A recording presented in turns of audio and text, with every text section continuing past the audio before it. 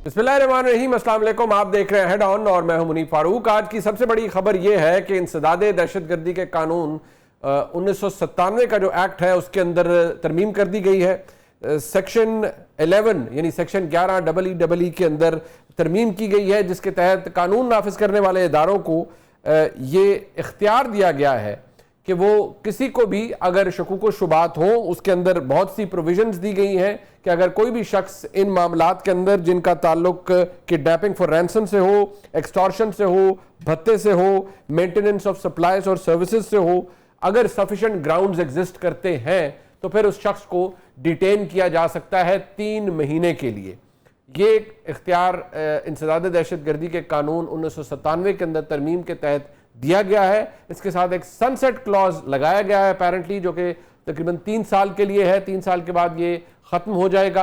अहमियत इस बात की है कि इसकी जरूरत क्यों पेश आई। जरूरत ये बचाई जाती है, जो ऑब्जेक्टिव और रीजंस हैं इसके अंदर, वो ये है कि जिस तरह से मुल्क में दहशतगर्दी ने फिर सर उठाया है, चाहे वो खैबर पख्तूनख्वा हो, चाहे वो बलूचिस्तान हो, स्पेशल पावर्स जरूरत है पाकिस्तान की लॉ एनफोर्समेंट एजेंसीज की। लिहाजा अगर शक की बुनियाद पर किसी को डिटेन किया जाएगा इन वजूहात की बिना पर और सफिशिएंट ग्राउंड अगर एग्जिस्ट करेगा, तो उसके नतीजे में किसी शख्स को भी obviously subject to sufficient grounds तहवील में लिया जा सकेगा 3 महीने के लिए। अपोजिशन को एतराज़ ये है, मौलाना फजल रहमान की साहब की गुफ्तगू आपने सुनी कि इससे तो आप हर एक को शक के नरगे में ले आएंगे और इसका गलत इस्तेमाल भी हो सकता है। क्या वाकई ऐसा होगा?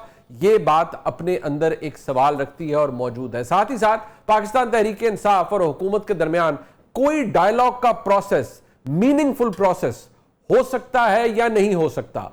बातें बहुत सी की गई हैं। हुकूमत ये कहती है कि हमने पिछले 2-3 माह के अंदर 3 दफा वज़ीर आज़म की तरफ से ये कोशिश की गई है, ये ऑफर की गई है कि आइए बात कीजिए। वज़ीर आज़म उनकी आइल्स में गए, हाथ मिलाया और कहा कि डायलॉग कीजिए, बात कीजिए। लेकिन पाकिस्तान तहरीक इंसाफ को इवन आज की लेजिस्लेशन के ऊपर भी शदीद एतराज़ात हैं। ये तमाम मामलात अहम है। अपने मेहमानों का तारुफ करवा देते हैं जी। मेरे साथ मौजूद हैं जनाब सेनेटर डॉक्टर हुमायूं अहमद साहब, पाकिस्तान तहरीक इंसाफ के मरकज़ी रहनुमा हैं। डॉक्टर साहब आपका बहुत शुक्रिया।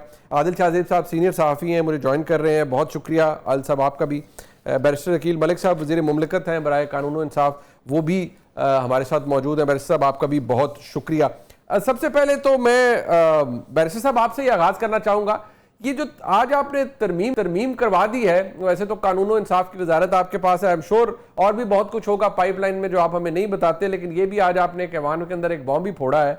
मतलब 3 महीने की डिटेंशन किसी को भी, यानी कि कल कला को आपको मेरी गुफ्तगू अच्छी नहीं लगती तो आप 3 महीने के लिए मुझे भी शक की बुनियाद पर रख लेंगे, डॉक्टर साहब को भी रख लेंगे।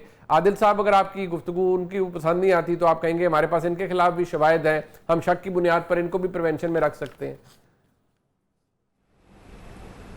बिस्मिल्लाहिर्रहमानिर्रहीम। मुनीफ साहब बहुत बहुत शुक्रिया। ये कोई नई चीज नहीं है, ये कोई पर्सन स्पेसिफिक नहीं है, किसी सियासी जमात के लिए नहीं है। ये सिर्फ और सिर्फ काउंटर टेररिज्म के जो एफर्ट्स हैं उसको ऑगमेंट करने के लिए, उसको फर्दर सोलिडिफाई करने के लिए और फर्दर स्ट्रेंथन करने के लिए हमने ये लेके आए। और ये नई चीज नहीं है। आपको याद होगा 2014 में भी जब APS का, आर्मी पब्लिक स्कूल का वाकया अफसोसनाक हुआ था, उसके बाद भी जो है कानून साजी हुई थी और 2 साल के सनसेट क्लॉज के साथ इंट्रोड्यूस करवाया गया था। और ये 3 साल का सनसेट क्लॉज है। जाहिर बात है कि आप देख रहे हैं कि हालात किस तरफ जा रहे हैं। सूबा KP में वहां पे दहशतगर्दों से जो आए रोज हमारी अफवाज पाकिस्तान और फोर्सेस के और लॉ एनफोर्समेंट एजेंसीज के जो जवान हैं और उसके साथ साथ जो सिविलियंस जो कैजुअल्टीज हैं वो आपके सामने है कि ना सिर्फ KP बल्कि बलूचिस्तान, और ये तो 2 मेन सूबों में जो इश्यूज चल रहे हैं, लेकिन उसके साथ दीगर भी वेरियस पॉकेट्स में terrorism is on the rise. आप पिछले साल से इस साल का मवाजना करें, एनालिटिकली आप एनालिसिस करें, उसका डेटा देखें तो वो 2-fold जो है इंक्रीज आई है टेररिस्ट रिलेटेड एक्टिविटीज और टेररिज्म के जो इंसिडेंट्स हैं उसमें। अब यहाँ पे ये बात कहना जरूरी है क्योंकि ये नई चीज नहीं है। 11 टेट्रा E में जो अमेंडमेंट आज आई है, ये सिर्फ और सिर्फ जो स्ट्रेंथन करने की पोजीशन है जो लॉ एनफोर्समेंट एजेंसीज की, और जो करंट हमारी सिक्योरिटी सिचुएशन है वो एक रोबस्ट रिस्पांस चाहती है। अभी फिल वक्त जो करंट लीगल फ्रेमवर्क है वो इतना स्ट्रांग नहीं है। एक सेकंड, इसमें चेंज फिर यही हुआ ना कि आपने वो after recording reasons thereof की जगह सफिशिएंट ग्राउंड एग्जिस्ट कर दिया है। मुझे सिर्फ ये बताएं, आर यू आपके पास कोई वाटर टाइट गारंटी है कि इसको आप इस्तेमाल नहीं कर सकेंगे किसी भी सियासी जमात के किसी शख्स को एप्रीहेंड करने के लिए, प्रिवेंटिव डिटेंशन में डालने के लिए?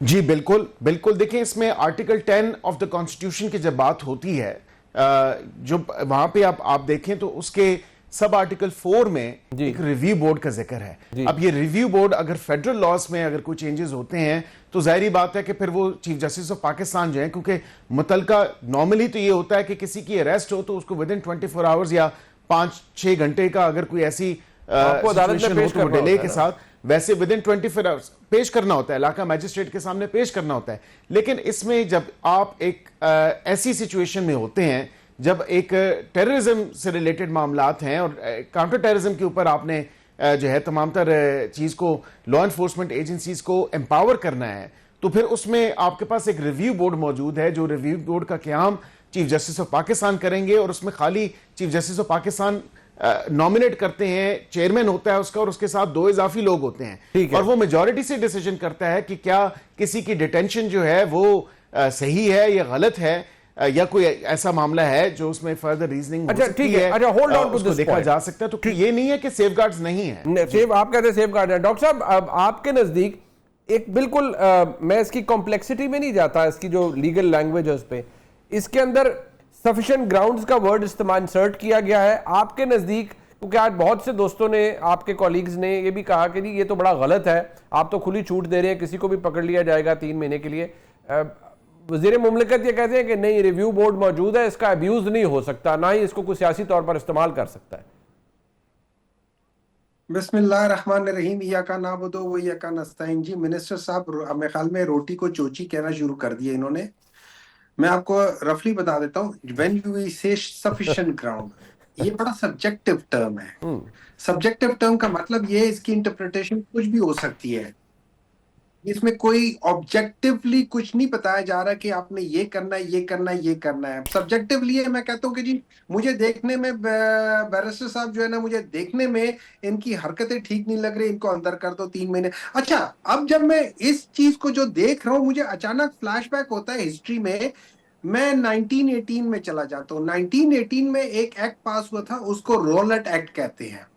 इट वॉज एन एक्सटेंशन, जैसे ये कह रहे ना कि पहले भी था, it was an extension of Indian army act 1915, जो कि फर्स्ट वर्ल्ड वॉर के बेसिस पे की थी और जो नेशनलिस्ट अपराइजिंग था उसको कर्ब करने के लिए की गई थी। उसके ऊपर इन लोगों ने कर दिया था, 1918 का रोलेट एक्ट किया था और उसमें यह किया था कि किसी को भी आप इनडेफिनेट, उसके बाद शक की बुनियाद पर आप इनडेफिनेटली उसको एप्रीहेंड कर सकते हैं। चलो, इन्होंने उनसे थोड़े से बेहतर है, इन्होंने इनडेफिनेट की बजाय 3 महीने का वो कैप लगा दिया है। लेकिन ये बेसिकली वही है। और रोलेट एक्ट के बाद जो सानिया हुआ था ना, उसको हम जूलियन वाला बाग कहते हैं, क्योंकि वो उसी एक्ट के खिलाफ जो लोग खड़े हुए थे, वो उसी एक्ट इनको जनरल डायर बना दिया आपने, खड़े हुए थे। सॉरी सर, ये जनरल डायर बना दिया आपने बैरिस्टर अकील मलिक साहब को? नहीं, मैंने देखिए, मैं इनको कुछ नहीं बनाया। मैं बैरिस्टर अकील साहब बताते खुद तो बहुत अच्छे हैं, लेकिन अनफॉर्चुनेटली इनके सामने जो लॉ आ जाता है, जो दिया जाता है कि यार हुण पास कराना है, तो ये बेचारे क्या करें, ये तो कुछ नहीं कर सकते ना। इन्होंने तो करना होता है। मतलब ये लोग तो देखिए, with due respect to this government, ये लोगों की हैसियत एक कार्बन पेपर से ज्यादा नहीं है। दे आर नॉट ऑन 1 पेज, they are the carbon paper.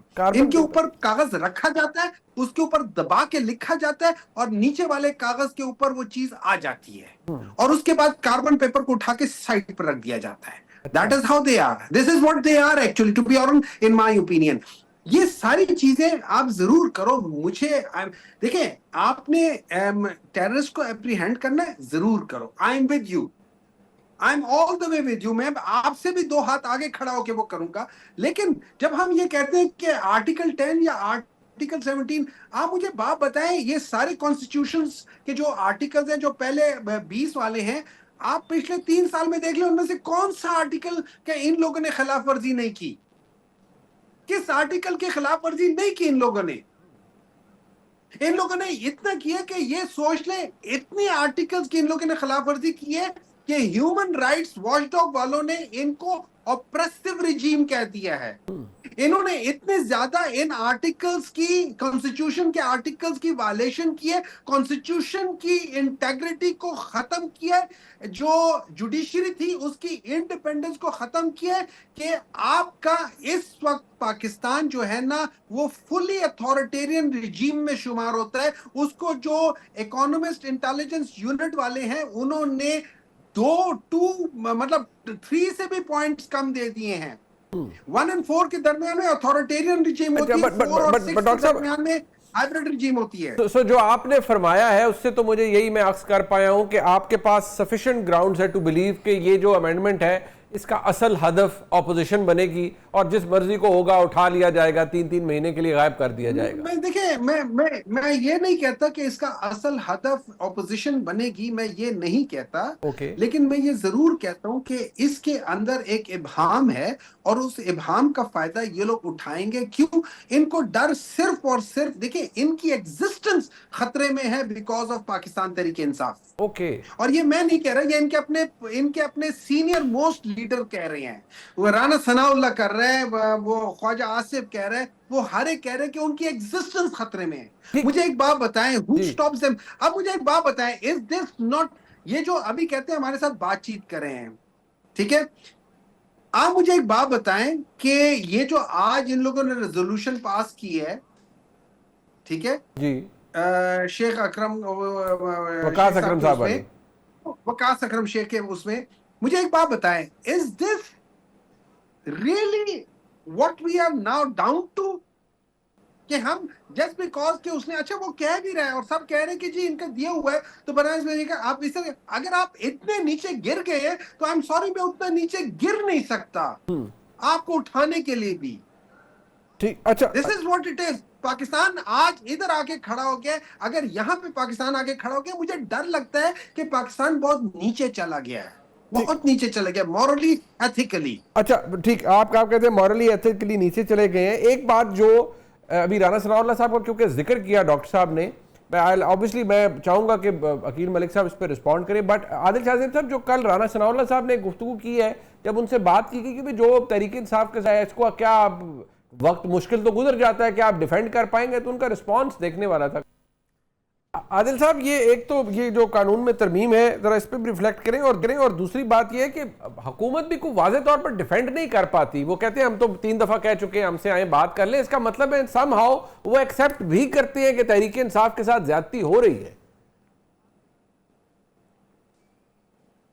देखिए मुनीर फारूक साहब, आवाज ब्रेक हो रही है, होप कि मेरी तरफ से, क्यों आज ठीक आ रही है, इंटरनेट के थोड़े मसले मसाइल चल रहे हैं। I hope you can hear me. I can hear you. मैंने बैरिस्टर अकील साहब की गुफ्तगू सुनी और डॉक्टर साहब की गुफ्तगू भी सुनी। बड़ी ये इंटरेस्टिंग आर्ग्यूमेंट है दोनों जानिब से। एक तो बैरिस्टर साहब ने जब ये कह दिया सफिशिएंट ग्राउंड का वर्ड इस्तेमाल करके, और साथ में ये छोटी दिलवा दी ये किसी सियासी जमात के खिलाफ नहीं इस्तेमाल होगा, और फिर उन्होंने पीपल्स पार्टी को कन्विंस भी कर लिया, क्योंकि देखिए पीपल्स पार्टी वो ऐसी जमात है जो कि इन चीज़ों पे, शख्सी आज़ादियों पे और इंसानी हुकूक पे, आपको पता है उनका एक ट्रैक रिकॉर्ड है, वो बहुत ही कम जाके कॉम्प्रोमाइज करती हैं। अब बैरिस्टर साहब ने जो बात की, वो डॉक्टर साहब ये कह रहे हैं कि जी हमारे खिलाफ ये चीज़ें इस्तेमाल हो सकती हैं, और डॉक्टर साहब का इंटरेस्टिंग पॉइंट ऑफ व्यू सुने। वो कह रहे हैं काउंटर टेररिज्म की बात है तो हम आपके साथ बैठने को तैयार हैं, हम उसको।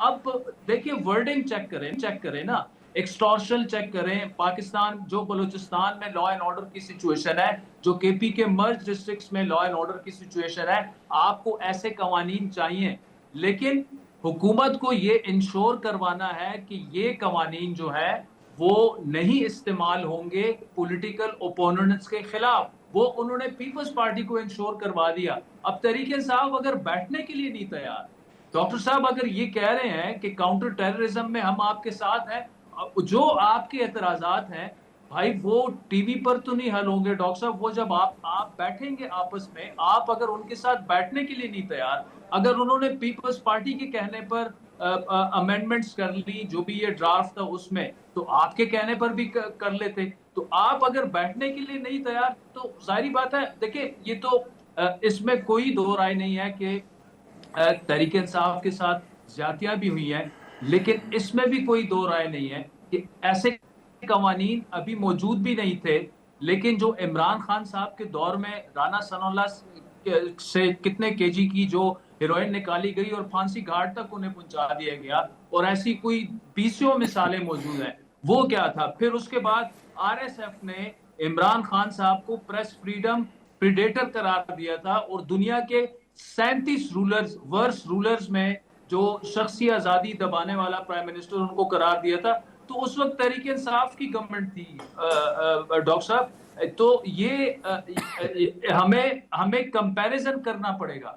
हम अगर आज के दौर में इन चीजों को कंडेम कर रहे हैं तो थोड़ा सा हमें पीछे जाके वहां भी कंडेम करना पड़ेगा। जब आप अगर इस तरह से अगर आप चले जाएं तो 1980s में पीपल्स पार्टी के वर्कर्स के साथ जो जनरल ज़िया ने किया था, ऐसे कवानीन नहीं थे मौजूद। उसकी कोई जरूरत ही नहीं होती है। आप उठा के लोगों को जेलों में डाल दे, कोई पूछने वाला नहीं है। मतलब इस मुल्क में लापता अफराद भी मौजूद हैं। तो लेकिन अगर काउंटर टेररिज्म के लिए ऐसे कवानीन आते हैं और जो वक्त की जरूरत है, तो और वो अगर आप पार्लियामान से बाहर बैठ के गिले करते हैं या आप कापियां उसकी फाड़ के फेंक देते हैं, वैसे तो हल नहीं होगा ना। ठीक, आप पार्लियामान के फ्लोर पे बैठे हैं, हुकूमती कमेटियां हैं, अगर पीपल्स पार्टी के साथ वो बैठ रहे हैं, आप बैठने के लिए नहीं तैयार, तो ऐसे तो मामलात हल नहीं होंगे ना। पीटीआई के दोस्त ऐसे जो उनके गिले, बट आज हाँ चले, लेकिन आज भी उनको एतराज था, मौलाना फजल रहमान साहब को भी इस बात पर एतराज था। एक बात अकील मलिक साहब मैं जरा ये जरूर आप सामने रखना चाहूंगा। एक तो मुझे पता है बिकॉज आप वजीर मुमलिकत हैं और आप वाकई रोटी को चोची तो बिल्कुल नहीं कहते।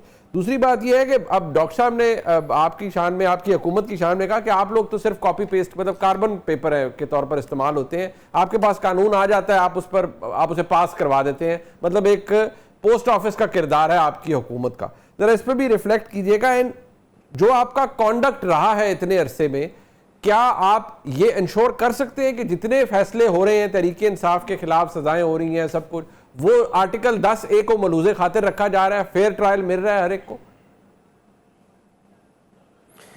देखिए, सबसे पहले फेयर ट्रायल पे आ जाए मुनीब साहब के, बिल्कुल तमाम तर तकाज़ों को मलूज़े खातिर रखा गया है। जो ड्यू प्रोसेस है वो बिल्कुल दिया गया है और दिया जा रहा है। जिन जिन केसेस में इनको सजाएं हुई हैं, ज़ाहिरी बात है वो ट्रायल कंप्लीट हुआ है, वेरियस स्टेजेस से गुजरा है, वेरियस एविडेंस अप्रीशिएट हुआ है, कुछ एविडेंस डिप्रिशिएट भी हुआ है। और ऐसी बात नहीं है जिन लोगों के खिलाफ नहीं कोई ऐसा मवाद था बियॉन्ड रीजनेबल डाउट और कोई ऐसे एविडेंस मौजूद नहीं थी, उनकी रिहाई भी तो हुई है। ये भी तो ऐसी बात भी तो नहीं है कि उनको उससे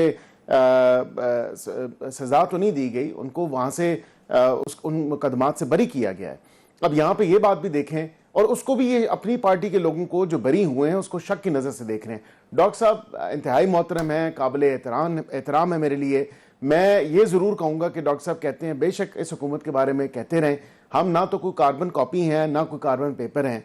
हम ये मैं आपको ज़रूर बताऊं कि अल्हम्दुलिल्लाह जो पाकिस्तान की बेहतरी के लिए काम हो रहे हैं वो कर रहे हैं। अब इसी कानून की अगर बात कर लें, इसकी statement of objects and reasons अगर आप पढ़ें, आपके पास कॉपी मौजूद है, आप उसमें देखें कि ये किस लिए बनाया गया है। ये इसीलिए बनाया गया है ताकि आप जो पोटेंशियल टेररिस्ट एक्ट्स हैं या थ्रेट्स हैं उनको काउंटर कर सकें। और ये मैंने जिस तरह पहले अर्ज किया मनीम साहब, ये कोई नई चीज़ नहीं है, 2014 में हो चुका है, उसी चीज़ को ये रिवाइव किया गया है। और ये कोई एंडलेस पीरियड ऑफ टाइम के लिए नहीं है, ये 3 साल का इसमें सनसेट क्लॉज डला है।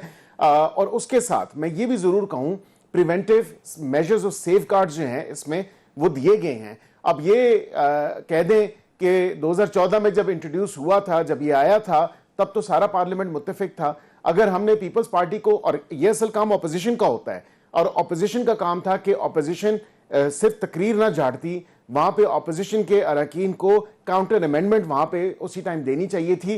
पीपल्स पार्टी ने यह काम पूरा किया। पीपल्स पार्टी ने कहा कि ये लैंग्वेज इस तरह नहीं, आप इसको बदला के जो है सफिशिएंट ग्राउंड्स वाला जो है उसमें आप डालें। और बिल्कुल हम किसी की भी आर्बिट्री अरेस्ट या डिटेंशन के साथ नहीं खड़े, लेकिन ये जरूरी है in this day and age. इस अभी फिल वक्त जो जैसा माहौल है, जैसी एक फिजा है, दहशतगर्दी की एक लहर है, उस हवाले से हमें जरूरी है कि ये लाया जाए। और आपको याद होगा, आपने तो एक्सटेंसिवली कवर किया था तमाम तर मामला। आपको मैं थोड़ा सा मैं डॉक्टर साहब की मेमोरी जॉग करूंगा कि 2014 में जब ये कानून आया था और उस वक्त मुनीब साहब ऑपरेशन ज़रबे अज़्ब हुआ था, उसके बाद फिर इस पूरे दहशतगर्दी के नासूर से जान छुड़ाई गई थी। और अल्हम्दुलिल्लाह उस वक्त पाकिस्तान मुस्लिम लीग नून की और मियां मोहम्मद नवाज शरीफ की हुकूमत थी। तो अल्हम्दुलिल्लाह हमने अगर ये दोबारा अज़म किया है और ये बेड़ा, अच्छा चले उस बात पर तो आपने अपनी वजाहत दे दी है, पर मुझे साहब एक बात है ना, तो जाहिर बात सर बात ये उस पे आपने अपनी वजाहत दे दी है। मैं चाहूंगा, क्योंकि ये बात ना, ये डॉक्टर साहब बार बार और हमेशा कहते हैं कि भाई जो आप लोग कर रहे हैं ये इसकी भरपाई तो कभी आपको करनी पड़ेगी ना। अब ये सिर्फ डॉक्टर साहब कहते हैं, उनके कॉलीग्स भी कहते हैं, यानी उनके जो पार्लियामेंट्री लीडर है सेनेट के अंदर अली जफर साहब, वो भी कहते हैं, आपकी तरफ से भी जवाब दिया जाता है। मैं जरा ये सुन लें और इस पर रिफ्लेक्ट कीजिएगा, पर मैं डॉक्टर साहब का पॉइंट ऑफ व्यू लेना चाहूंगा। इरफान साहब और अली जफर साहब के दरमियान जो मामला है, जरा वो भी सुन लीजिए। वो ही काटोगे। इस तरह की नाअहली से आप जमहूरियत को कत्ल करते हैं। जब आप सजाओं की बारिश आज हमारे ऊपर कर रहे हैं, कल को आप सबके ऊपर गिर सकती है। एक वक्त आएगा कि इसी कुर्सी पे हमारा तहरीके इंसाफ का बंदा बैठा होगा और फिर देखते हैं कि आप लोग किस तरह हमारे साथ यहाँ पे बैठते हैं और बाहर जिंदगी गुजारते हैं। ये हमारा आपसे वादा है, इंशाअल्लाह अज़ीज की सुध समेत वापस करेंगे। कहते हैं जी जो बोगे वो काटोगे, कहते हैं जी कि what goes around comes around. ये ना कहें, ये ताने ना दें। हाँ, आपके लीडर को सजा हुई है, आप जरूर एहतजाज करें, आपको उसका हक है। मुहज़्ज़ब हुदूद के अंदर बोलें, हम आपका दुख भी समझते हैं, आपका कर्ब भी समझते हैं, लेकिन ये ताने ना दें हमें। हमारे साथ हो चुका है, हमने कोई 9 मई नहीं किया था। नवाज शरीफ नायल हुआ, यहां से निकला एक बड़ा जुलूस लेके लाखों लोगों के साथ, लेकिन किसी ने जीएचक्यू की तरफ देखा नहीं। एक बात मैं अकील मलिक साहब जरा क्विकली इस पे बता दीजिए, आपको अंदाजा है कि जो जिस तरह से वक्त गुजर रहा है, मुश्किल वक्त गुजर जाता है, कैसे भरपाई करेंगे? क्योंकि तहरीक इंसाफ तो कह रही है जो कुछ हो रहा है वो लिखा जा रहा है, it's part of the record, ये हिस्ट्री बन रही है, ये वक्त बदल भी सकता है ना।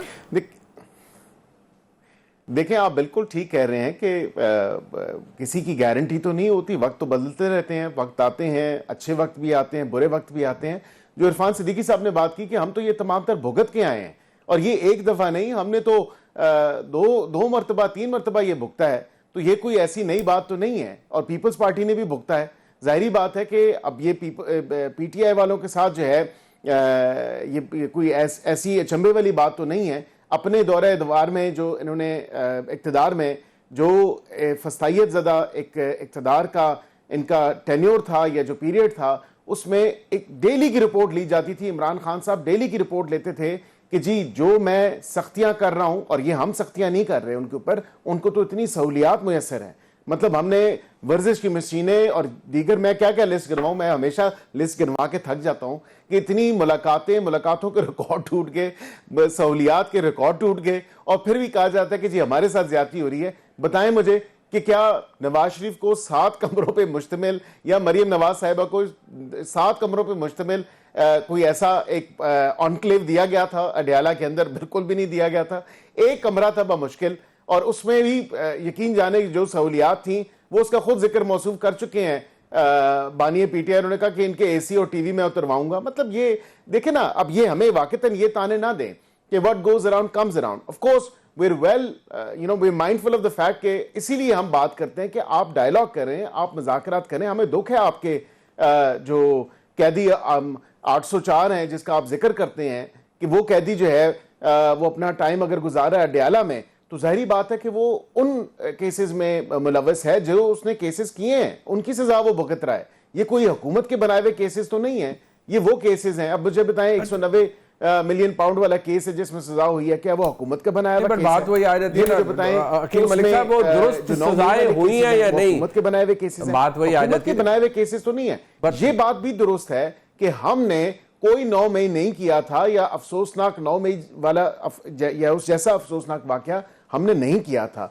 ये वाकईतन ये सहरा और ये जो फेदर है ये पीटीआई की कैप में है। डॉक्टर साहब, ये जो बात अभी बैरिस्टर साहब कह रहे थे, बात वही आ जाती है, क्या ये लोग भुगत चुके हैं, आप अब अपना बोया हुआ काट रहे हैं, जो जुल्म आपने किए वो आप बर्दाश्त कर रहे हैं। बार बार वो एक ही कहते हैं कि जो केसेस है वो हमने नहीं बनाए। मुझे याद पड़ता है जब आपका दौर था तो उस वक्त भी कहा जाता था यार पैनमा हम तो नहीं लेकर आए ना, ये तो हमसे पहले का केस है, हमने तो कुछ भी नहीं किया।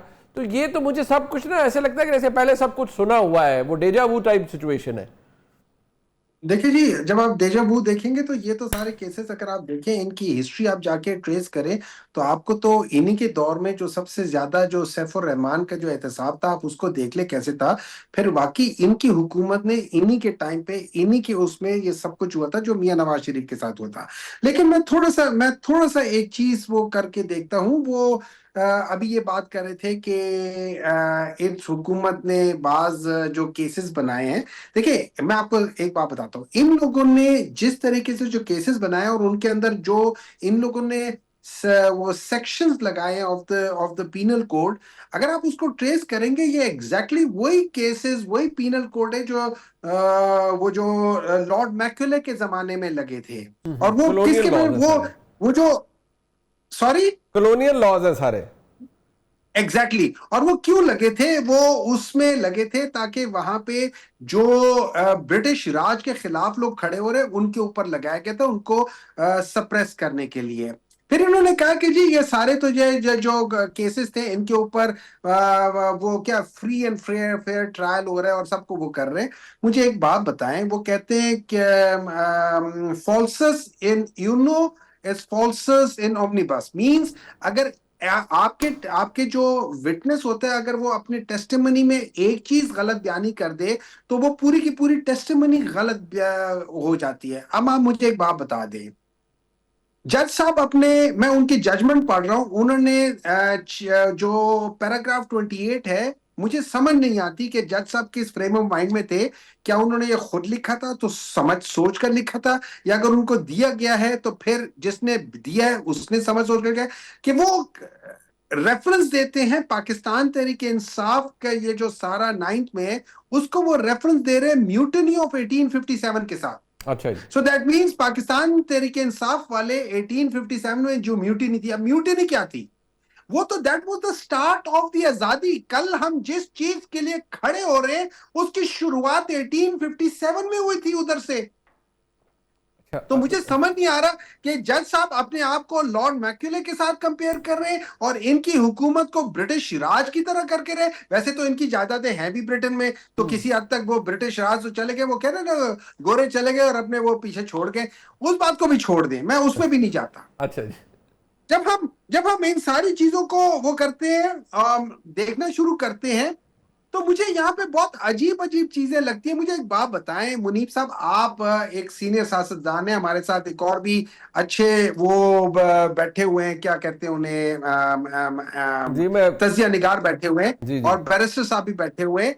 I would ask you one thing, barrister साहब इस वक्त कैबिनेट मेंबर हैं जी, कैबिनेट में 60 बंदा बैठा होता है, आप सोचे 60 को हटा के सिर्फ 14 या 15 बंदे बैठे हों, उसमें मैं भेस बदल के बैठ जाऊं और मेरे साथ एक और बंदा भी भेस बदल के बैठ जाए या किसी टेबल के नीचे घुस जाए या सोफे के नीचे घुस जाए, सोफे के नीचे घुस जाए और ये लोग मुझे देख भी ना पाए, और या फिर ये मुझे ऐसे देखे कि मैं देखने में शहबाज शरीफ नजर आ रहा हूं या मैं देखने में, अगर आपने कुछ तिलिस्माती चोगा पहना होगा तो डॉक्टर साहब आप नहीं नजर आएंगे ना उन्हें। अगर नहीं, ये जिसने ये सारी कॉन्स्पिरेसी लिखी हुई है, और ये याद रखे ये वो शहादत देने वाले लोग थे कि जिनको सरगोदा के जो कोर्ट है उसने पहले ही रद्द कर दिया।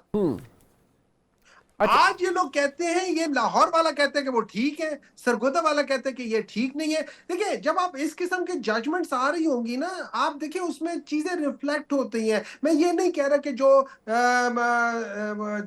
इनको 2016 में सजाएं मिली थी वो सही थी या गलत थी, वो गलत होंगी, ठीक है, लेकिन आज भी सही नहीं हो रहा। आपका आर्गुमेंट ये ना कि जो आज हो रहा है वो सही नहीं हो रहा। सर मेरा ये नहीं, मैं ये कह रहा हूं सर उसका स्टैंडर्ड बढ़ता जा रहा है, वो ज्यादा होता जा रहा है। We need to address this thing. Sir यही अर्ज मैं कहता हूं सर, मैं यही अर्ज करता हूं कि हर दफा ना वो स्टैंडर्ड बढ़ जाता है, वो 2-3 नॉच ऊपर चला जाता है मामला। बात सिर्फ ये है, आदिल शाहजेब साहब अभी आपने डॉक्टर साहब की गुफ्तगू सुनी, बैरिस्टर साहब की भी सुनी, अब आर्गुमेंट एक यहां पर ये भी है कि जो गुफ्तगू की नई बात हो रही है, राणा साहब ने भी कहा, 3 दफा हमने, प्राइम मिनिस्टर साहब ने तो इनको कहा है कि आप आ जाएं गुफ्तगू कर लें, वो गुफ्तगू का कोई सिरा निकलता नहीं है। आप जरूर कहा जा रहा है कि बैरिस्टर गौहर खान साहब की भी ये ख्वाहिश है कि गुफ्तगू हो, बातचीत हो, थोड़ा मसला हल हो जाए, लेकिन हमें कोई अभी तक कोई वे आउट नजर नहीं आता किसी भी तरह की पार्लियामेंट्री डायलॉग का, या कम से कम तहरीक इंसाफ और हुकूमत के दरमियान किसी डायलॉग का।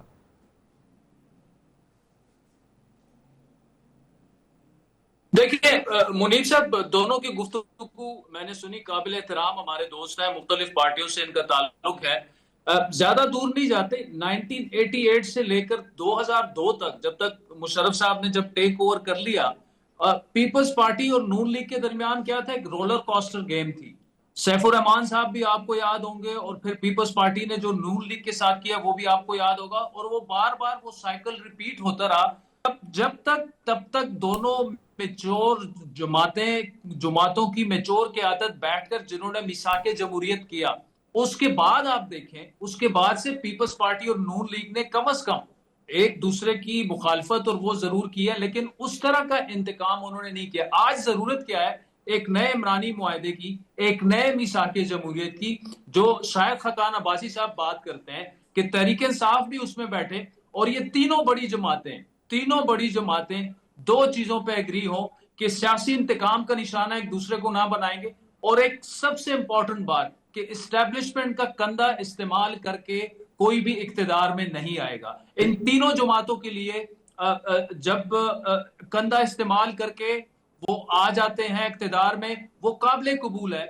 अब अगर फर्ज करें 2024 का इलेक्शन पीटीआई के लिए नाकाबिल कबूल है, पीटीआई ये कहती है कि इन्होंने कंधा इस्तेमाल करके आए हैं। आप मुझे बताएं 2018 में क्या हुआ था, क्या आरटीएस फेल नहीं हुआ था? तो इन सबको आपस में बैठकर, जब आप बैठेंगे नहीं, तहरीक इंसाफ का देखिए इस वक्त अलमिया ये है, हम इस वक्त जो डायलॉग अगर आप नहीं करेंगे तो उसके बगैर ये मामलात हल नहीं होंगे। ये चीजें जो है ना तो टीवी चैनलों पर हल होगी, ना आप अगर बाहर जितने भी सेशन कर ले हल होगी। ये आपका काम है, अवाम ने आपको वोट दिया है, उनके मसाइल खुदारा हल करें। आप आपस में नहीं बैठ सकते, आप आपस में अगर बैठने के लिए नहीं तैयार, अगर फर्ज करें एक जमात जो है, देखिए 3.5 साल में खान साहब की सबसे बड़ी गलती क्या थी, उन्होंने बाकी सियासी लीडरों का वजूद ही तस्लीम करने से इनकार कर दिया था। उनके साथ तो बैठना तो छोड़ें, इंपॉर्टेंट सिक्योरिटी ब्रीफिंग्स तक में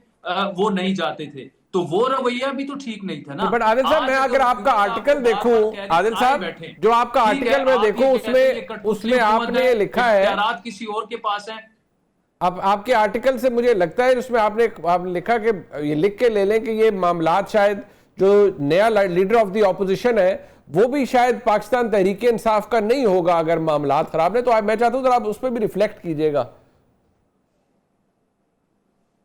मैं देखिए उसकी मैं आपको बताता हूं वो मैंने क्यों लिखा। अगर तो जिस तेजी से फैसले हो रहे हैं, डिस्क्वालिफिकेशंस हो रही हैं, और अगर मामला मतलब 30-35 सीटों तक पहुंच जाता है, इस पर बाय इलेक्शंस होते हैं, और बिल फर्ज नंबर गेम में पीएमएलएन लार्जेस्ट पार्टी बन जाती है, पीएमएलएन अगर लार्जेस्ट पार्टी बन जाती है, पीपल्स पार्टी डिसाइड करती है कि हमने जाके बैठना है और बिलावल भुट्टो ओपोजिशन लीडर होंगे, फिर तहरीक इंसाफ कहां जाएगी? वो ओपोजिशन लीडरी भी इनसे चली जाएगी। तो मैं इसीलिए कह रहा हूं कि इन्होंने अपनी सियासत से अपने आप को बंद गली में जो धकेल दिया है तहरीक इंसाफ, वो मेरे ख्याल में डॉक्टर साहब मुझसे यहाँ पे एग्री करेंगे। अब शाह महमूद साहब की रिहाई मुतवक्के है, उनकी जिस तरह से बरियत हो रही है, होना ये चाहिए, उनको सामने लाएं, वो एक्सेप्टेबल है तहरीक इंसाफ के कारकुनान के लिए, सबके लिए, उनको पोजीशन लीडर बनाए। देखिए वो रास्ता निकालते हैं कि नहीं, वो डायलॉग पर यकीन रखते हैं, बड़े पुराने सियासतदान हैं। ये नहीं हो सकता कि हम नहीं बैठेंगे आपके साथ भाई। आप अगर बैठेंगे नहीं तो मामला कैसे हल होगा? अगर आपने 2024 में अगर आप इलेक्शन का बायकॉट कर देते, क्या आपको इतनी अवामी पजीराई मिलती? नहीं।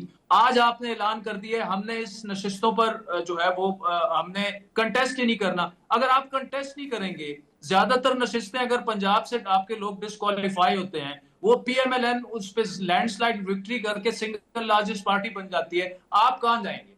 तो आप अपने रास्ते खुद बंद कर रहे हैं। तो मैं यही कह रहा हूं, और पीपल्स पार्टी को भी देखिए, कल बिलावल भुट्टो की जो स्पीच थी एनएफसी को लेकर, वो कोताहियों की जिक्र कर रहे हैं वफाकी हुकूमत की, और पीपल्स पार्टी को ये सूट करता है। इस वक्त तो जरूरत है पीपल्स पार्टी पीएमएलएन की, लेकिन पीपल्स पार्टी के लिए क्या ये बेहतर नहीं होगा कि वो पोजीशन में बैठ जाए? काबीना में तो नहीं है ना।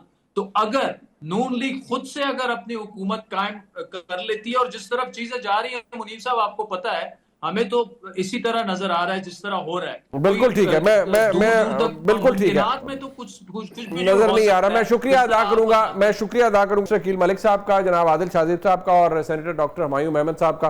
प्रोग्राम आपने देखा जी, इसका फीडबैक हमें जरूर दीजिएगा। देखने का बहुत शुक्रिया। खुदा हाफिज।